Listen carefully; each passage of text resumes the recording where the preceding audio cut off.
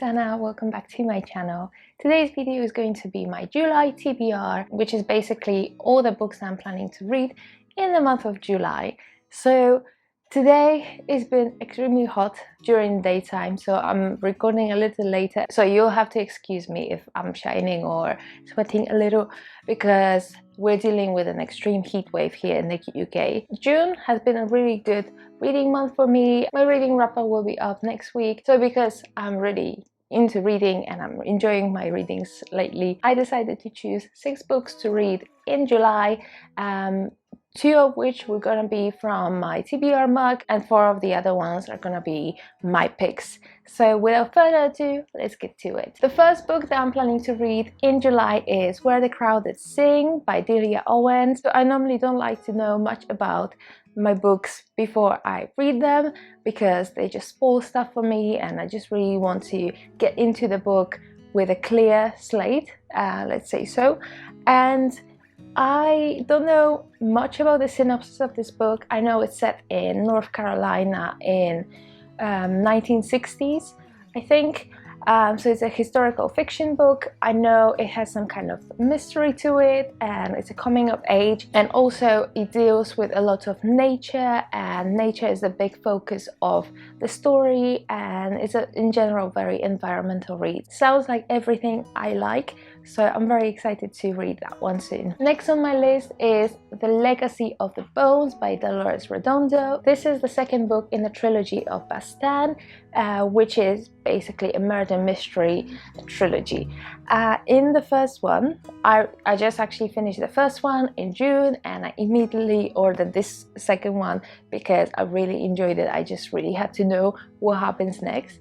But in the first book, we follow EMIAL, who's a detective for the Spanish police force, and she's dealing with a serial killer in the Basque country, which is northern part of Spain. The first book was really full of folklore and mythology and really environmental as well. And as much as it wrapped up really well, there were still some things that were left unsaid and unanswered. So I really need to pick this one up just to find out more and what happens with these characters. Next on my list is Stephen King's Pet Sematary. So a while back I asked you guys for some recommendations where to start with Stephen King, because obviously I've never read it and I really want to get into like the scary horror-y things.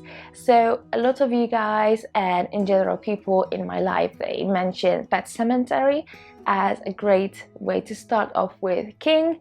So this is what I'm going to be reading in July, and I'm really excited to dive into it.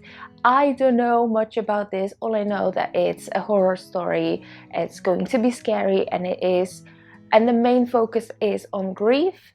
So sounds really interesting, very excited, but I hope I won't be too scared to read it. And my fourth pick is going to be the Neko Boys.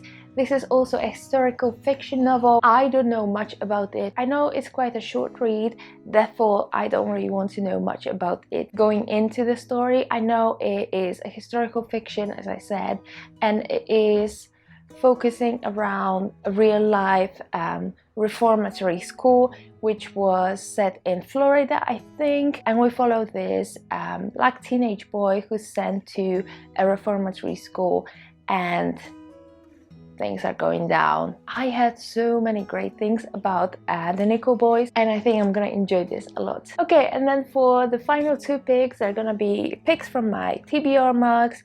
I think I have maybe about 12 or 11 titles left in here, I'm not sure. It's a mixture of genres, and yeah, let's just pick. The first one is The Road by Cormac McCarthy.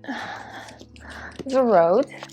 Oh, it has a really big font, so I hope I'm gonna read through it really quickly.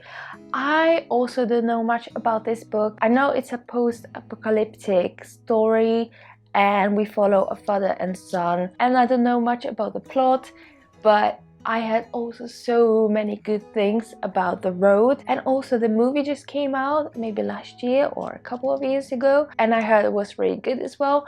So definitely going to pick this up, and then hopefully, if I like it, and hopefully I will, I'm going to watch the movie afterwards. And for the final pick, Everything I Never Told You by Celeste Ng. Here we go. Here we go. So Celeste Ng, I think she's known for writing contemporaries, but more like hard-hitting contemporaries. I honestly don't know anything about this book. I heard so many good things about her other book, Little Fires Everywhere, which obviously now is really popular because of the TV show, but I haven't read that one. She also released Everything I Never Told You before Little Fires Everywhere, so I want to read that one, and then hopefully I'll enjoy it enough to pick up Little Fires Everywhere, because I had so many good things about that one. This one, don't even know what it is about. Okay, so it's actually a historical fiction. It's set in the 1970s, and we follow a Chinese American family, and the daughter's body is found in the lake. Don't know much more. The back doesn't say much as well, but I'm definitely intrigued about it as well. Okay guys, so this is all for my July TBR. Let me know down below in the comments, what are you planning to read next month? And let me know if you've read any of the 6 books that I just mentioned, and which book you're excited to hear me talk about most. If you enjoyed this video, don't forget to give it a thumbs up and subscribe to my channel. Thank you very much for watching, and I'll see you again with another video soon. Bye.